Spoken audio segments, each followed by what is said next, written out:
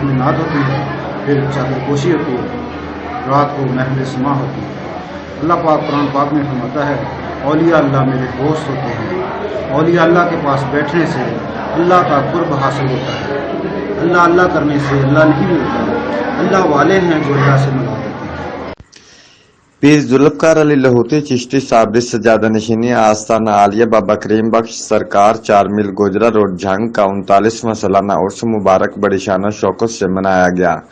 عرس مبارک میں مریدوں کی کثیر تعداد نے شرکت کی، چادر پوشی کی گئی۔ مہمانوں میں شامل ملک نوید، ملک احسن، حاجی عبدالغفار، حاجی عباس، حاجی بلال، اشفاق احمد، محمد الیاس، شکیل احمد، فقیر محمد، بابا جانی، حافظ صلاح، علی شاہ، سراج الدین، نثار علی، عابد علی، محبوب علی، محمد یونس، ناصر علی ہوئے۔